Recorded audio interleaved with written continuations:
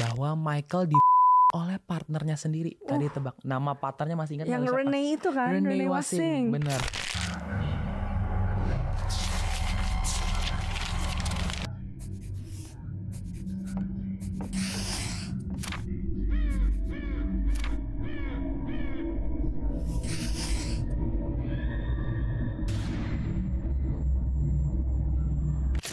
Smart viewers, welcome back to Red Book Chapter 2 bersama gue Nadif Bayu dan partner gue Tina Kristi. Di sini kita akan membahas tentang konspirasi.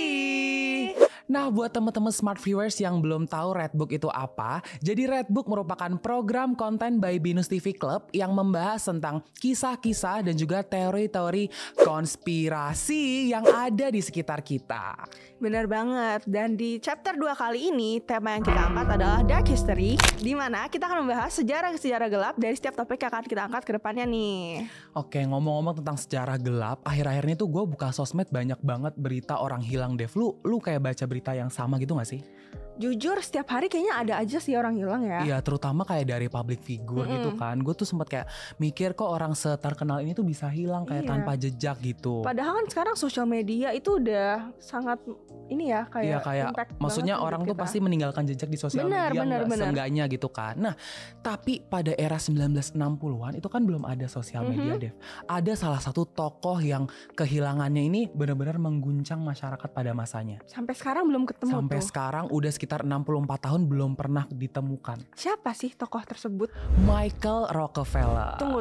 Kayaknya gue tahu deh Michael Rockefeller. Emang siapa Michael Rockefeller? Yang King of Pop itu kan kayak bukan dong ya gitu. Teman-teman smart viewers, itu Michael Jackson bukan beda. Michael Rockefeller ya. Jadi hari ini kita akan membahas siapa sih Michael Rockefeller itu dan gimana dia bisa hilang gitu kan. Oke teman-teman smart viewers, jadi Michael Rockefeller atau lahir dengan nama Michael Clark Rockefeller merupakan anak dari Nelson Rockefeller yang tahun 1960-an merupakan gubernur negara bagian New York, Amerika Serikat yang pada saat itu bernama Nelson Rockefeller. Jadi ayahnya namanya Nelson Rockefeller dan kemudian Dev, anak ayahnya ini naik menjadi wakil presiden di era pemerintahan Presiden John F. Kennedy pada masa itu. Jadi emang keluarga orang penting ya kalau lo ya. Iya, keluarga politikus gitu, keluarga pemimpin negara pada masa itu. Nah, Michael ini merupakan generasi keempat dari keluarga Rockefeller yang lahir pada 18 Mei 1938 dan juga diduga meninggal pada 19 November 1961. Tadi kan gue udah sempat mention Dev kalau misalnya keluarganya ini kayak suka bisnis, kakak-kakaknya suka bisnis dan juga ayahnya ini sendiri politikus. Tapi lu tahu gak sih Michael Rockefeller ini justru punya minat yang 180 derajat berbeda daripada orang-orang di keluarganya. Emang dia sukanya apa sih?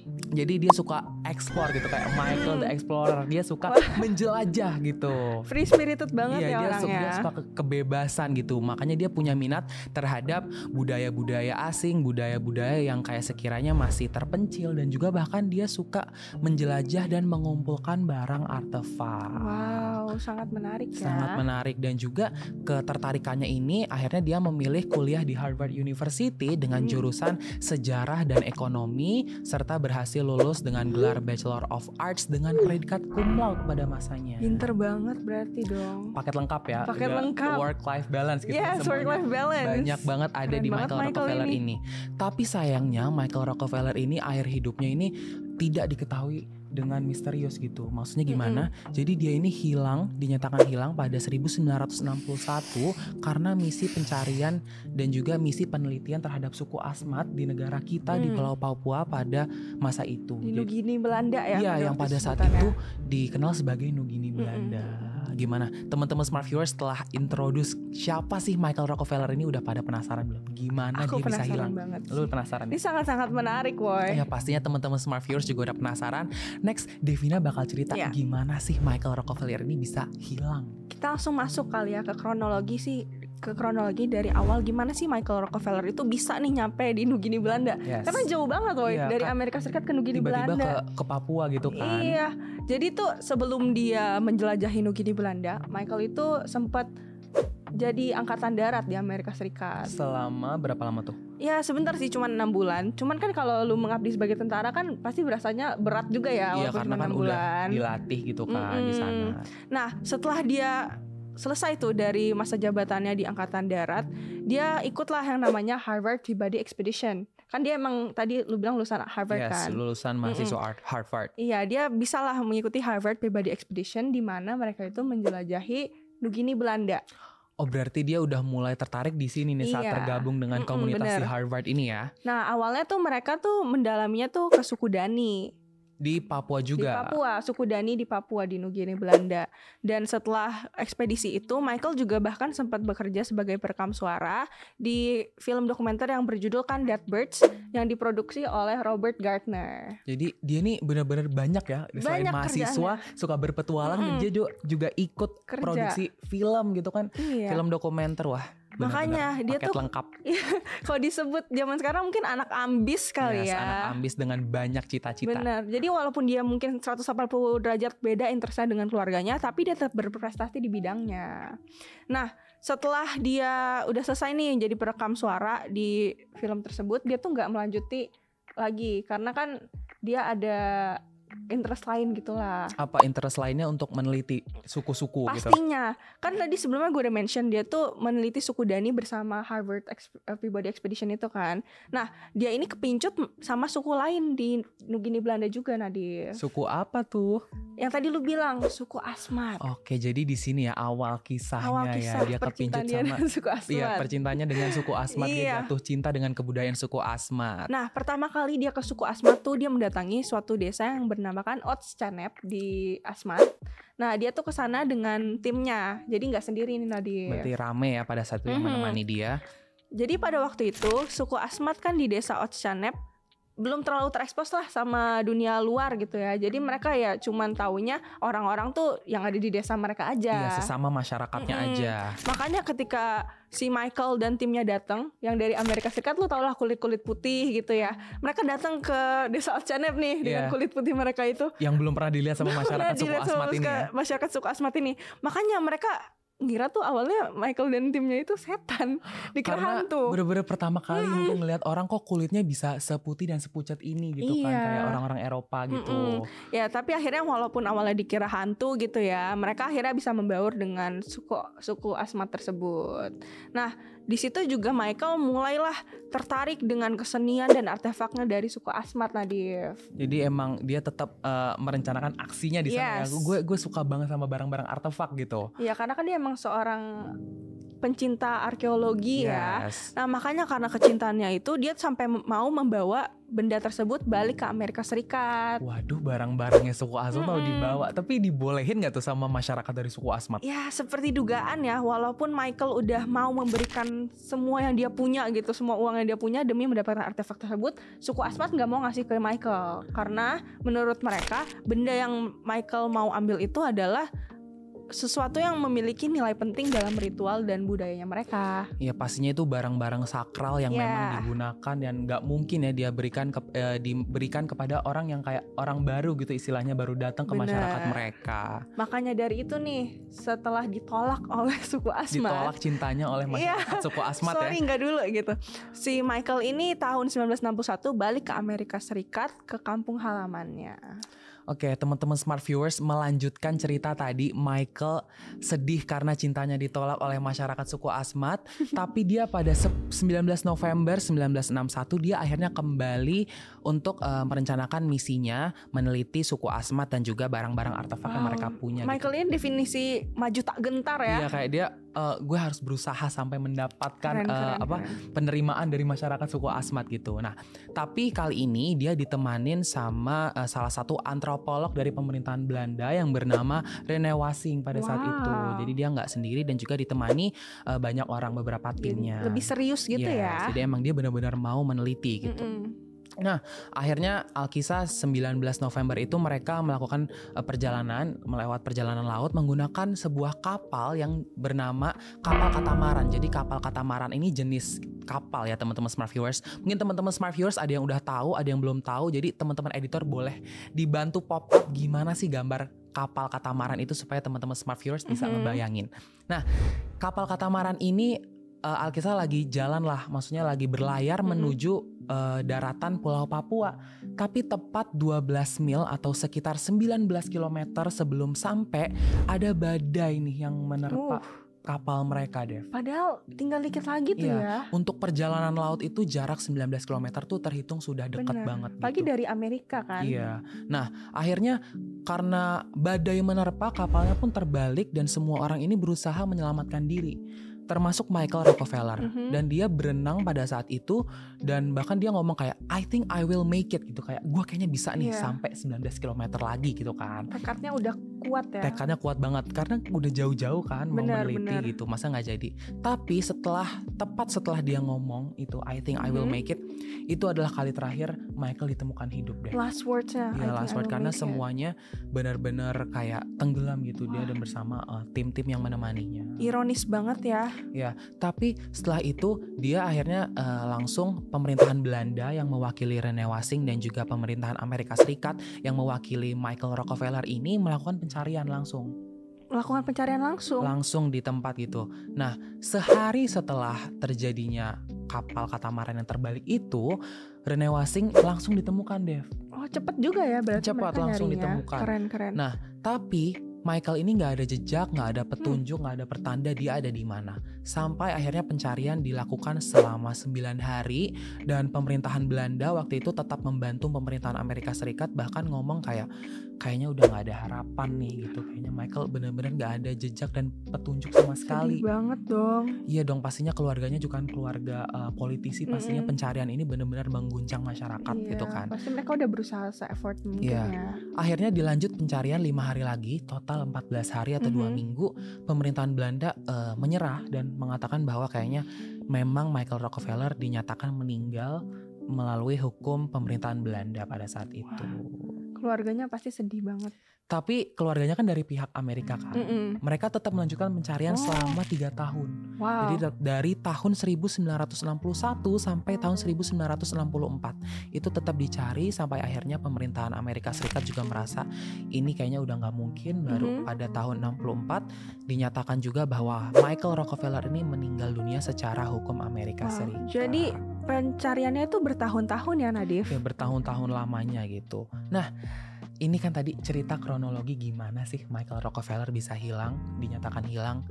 Kan pastinya itu menimbulkan banyak tanda tanya besar ya. Teman-teman smart viewers juga kan, ya kan, banyak teori. Nah, teman-teman smart viewers gimana? Setelah kita ceritakan tadi kronologinya, udah penasaran belum? Teori-teori apa yang berkembang di masyarakat ya? Pasti pada penasaran nih. Makanya kita langsung masuk ke teorinya nggak sih? Langsung kita bacakan teori pertama. Nah, teori pertama ini teman-teman smart viewers, Michael diduga tenggelam sesuai dengan cerita tadi, diduga tenggelam karena kapal katamarannya terbalik di Sungai Betz. Jadi emang sesuai cerita pertama ya. Iya, sesuai cerita pertama. Teori ini ngomong bahwa ya udah mereka memang tenggelam gitu. Nah, teori kedua ini menyebutkan bahwa Michael dimangsa buaya atau hiu dan juga hewan buas lainnya. Oh, mungkin karena itu makanya badan dia nggak ditemukan. Iya, badan dia nggak pernah ditemukan gitu. Teori selanjutnya, teori ketiga ini menyebutkan bahwa Michael oleh partnernya sendiri. Tadi tebak nama partnernya, masih ingat? Yang Rene itu kan, Rene Wasing. Bener. Kenapa teori ini bisa muncul dan masyarakat bisa berspekulasi seperti ini, Dev, dan juga teman-teman smart viewers? Karena seperti yang tadi aku udah ceritakan, keluarganya ini berorientasi kepada bisnis dan mencari keuntungan sebanyak-banyaknya. Dan keluarganya ini diduga tertarik untuk mengeksploitasi tanah Papua. Ya ampun, kok kayak gitu jahat banget sih. Ini kan punya perbedaan tujuan dengan Michael Rockefeller yang suka menghargai budaya-budaya orang lain kan. Makanya katanya sengaja Rene Wasing dikirim untuk membunuh Michael Rockefeller. No way, tapi gitu. Sekali lagi tidak ada buktinya ya. Iya, gak ada buktinya guys. Jadi ini cuma teori konspirasi aja gitu. Kita kan juga gak mau menuduh keluarganya ya. Kita gak punya bukti fisik juga. Jadi ini meninggalkan tanda tanya besar. Nah, tadi kan lu sempat mention nih teori-teori yang menurut gua aja udah mencengangkan gitu ya. Tapi ada teori keempat nih. Apa teorinya? Teori yang lebih membagongkan lagi. Lebih membagongkan lagi. Apa tuh, Dev? Jadi banyak orang yang bilang kalau si Michael ini sebenarnya meninggalnya tuh akibat kanibalisme. Dimakan sama dimakan sama suku Asmat, guys. Jadi pada masa itu suku Asmat masih mempraktikkan Ya, jadi pada waktu itu mereka memang mempraktikkan tapi bukan cuman karena mereka doyan makan daging manusia atau suka rasanya atau karena kelaparan dan gak ada makanan lain gitu. Tapi ya emang karena itu salah satu praktik ritualnya mereka. Jadi bukan sebagai sumber makanan utama lah. Bukan. Nah, makanya nih karena teori keempat ini, teori pertama itu dibilang adalah cuman alibi menutupi teori yang keempat ini. Tapi Dev, gue sempat baca-baca juga di artikel yang ditulis oleh Carl Hoffman, penulis dari buku Savage Harvest yang rilis pada 2014. Jadi dia merilis artikel tentang detail dia emang melakukan penelitian ke suku Asmat untuk mencari tahu gimana sih Michael Rockefeller ini meninggal.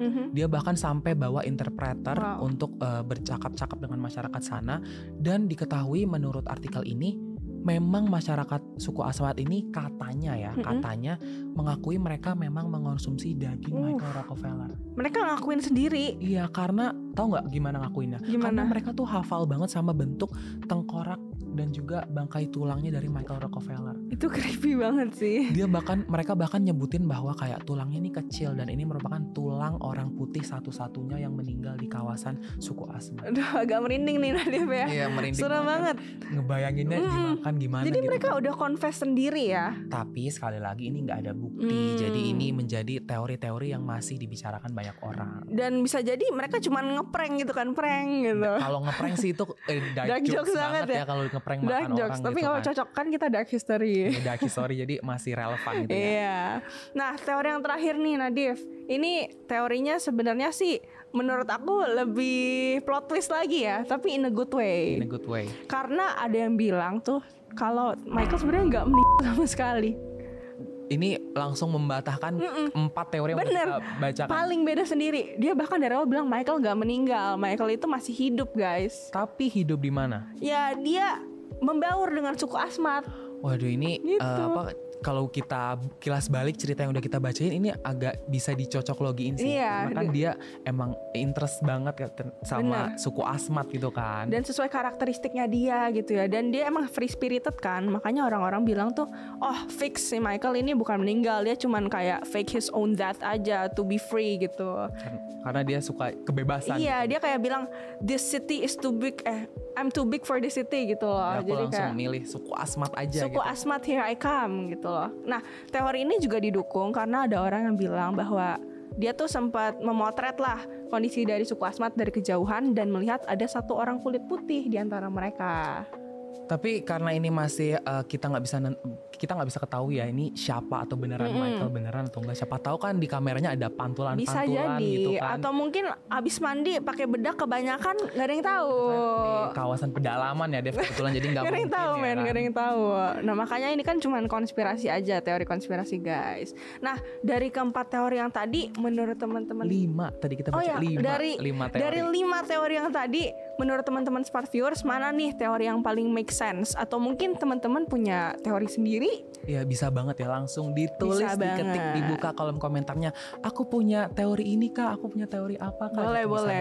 banget. Siapa tahu teorinya lebih membagongkan Membanggakan lagi. Nah teman-teman segitu aja topik kita hari ini. Jangan lupa like, comment, and subscribe channel YouTube Binus TV dan Binus TV Club. Dan juga follow akun X kita @UKM Binus TV Club. Selain itu kita juga ada sosial media di Instagram @binustv dan juga @binustv club serta di TikTok @binustv club.